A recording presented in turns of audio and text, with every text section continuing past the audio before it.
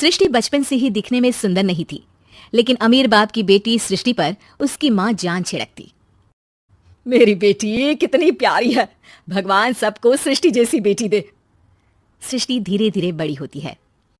एक दिन सृष्टि की सहेली कहती है, तू दिखने में कितनी अजीब सी है, लेकिन मैं जानती हूँ हम सब में सबसे अच्छी शादी तो तेरी ही होगी। तेरे पापा अमीर जो है। और बता नहीं सकते यार, दहेज तो हर कोई देता है, ये क्या ज्यादा ले जाएगी अपने पति के लिए?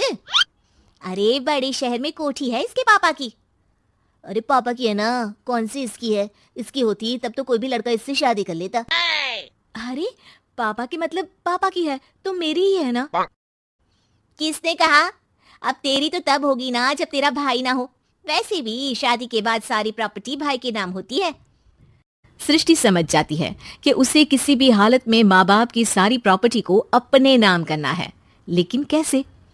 एक दिन सृष्टि का भाई शीनू कहता है, बहन क्या कर रही है? तुझसे एक बात करनी है। अरे हाँ हाँ करना, मैं तो तेरी बहन हूँ। बहन मेरी लाइफ में ना एक लड़की है, बहुत अच्छी है। मैं सोच रहा हूँ माँ और पापा से बात करूँ शादी के लिए।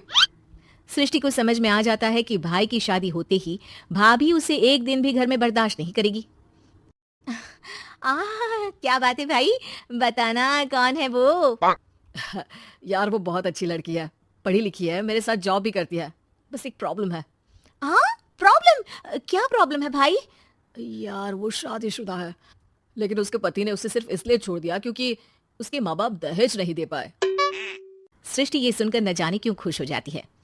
अरे भाई तो क्या हुआ, लड़की तुझे तो पसंद है ना?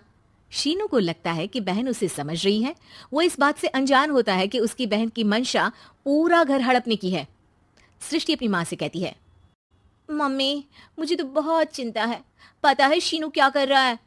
अरे क्या कर रहा है, वो तो काम पर जाता है और वापस घर आता है। नहीं ना माँ, वो यही तो नहीं कर रहा, बाकी सब कर रहा है। आपको पता है उससे प्यार है, और वो भी एक शादीशुदा लड़की से। ये क्या हो गया? मैं सोसाइटी में क्या मुंह दिखाऊंगी? अरे तेरे पापा तो यही कहेंगे कि मैंने ही उसे बिगाड़ दिया है। माँ देखो मेरी बात मानो, पापा पर भी विश्वास करने की जरूरत नहीं है। अब आप ही बताओ, पापा इतनी देर घर के बाहर रहते हैं क्यों, बोलो? अरे बेटा वो तो नौकरी करते हैं ना। तू बहुत भोली है माँ, पापा का ऑफिस तो 7 बजे खत्म हो जाता है, लेकिन देखो कितनी देर से आते हैं। अरे नहीं नहीं बेटा, ऐसी कोई बात नहीं है। सृष्टि माँ को एक औरत से बात करते पिता की फोटो दिखाती है। देखो माँ कैसे हैं पापा, मैं ना कहती थी कि पापा सही नहीं है। मैं तेरे पापा से बात करूंगी, दे फोटो मुझे। ओ माँ वो तो डिलीट हो गई। लेकिन चल तूने तो देख लिया ना, पापा से बाद में बात कर लेना, और हाँ मेरा नाम बिल्कुल मत लेना। हाँ माँ। अब क्या था, सृष्टि के माँ और पिता के बीच झगड़ा होना शुरू हो जाता है। सृष्टि के मन में क्या चल रहा था कोई नहीं जानता था। एक दिन, माँ सृष्टि के लिए एक लड़का देखा है, वो लोग शाम को उसे देखने आने वाले हैं।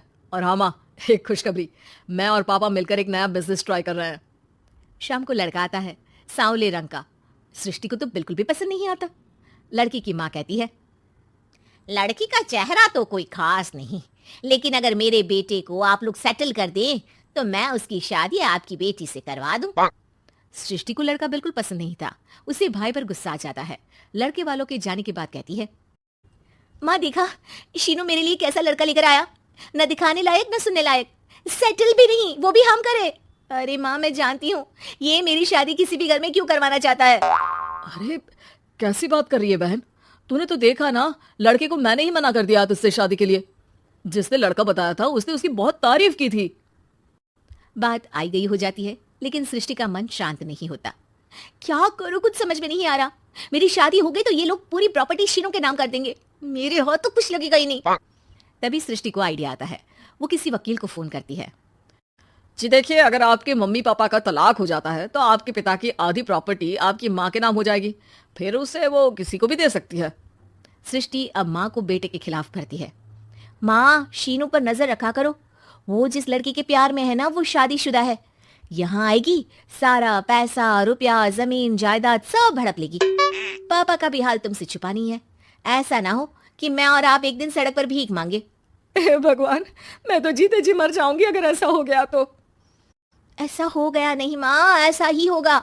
अभी समय है, आगे का सोच लो। मैं तो कहती हूँ पापा से आधी प्रॉपर्टी लेकर अलग हो जाओ। पापा की आधी प्रॉपर्टी भी हम लोगों को अगर मिल जाती है ना, तो अगले 7 जन्म सफल समझो। बेचारी माँ बेटी के कहने पर पति से तलाक लेकर अलग हो जाती है। सृष्टि अब पैसों से गाड़ी और अपने दूसरे महंगे शौक पूरे करने लगी। उसके दोस्त भी उसके पैसे इस्तेमाल करते। सृष्टि, कल तुम कहाँ थी? मैं सारा दिन घर पर अकेली थी। तो मैं क्या करूं? मैंने ठेका तो नहीं लिया है ना तुम्हें संभालने का।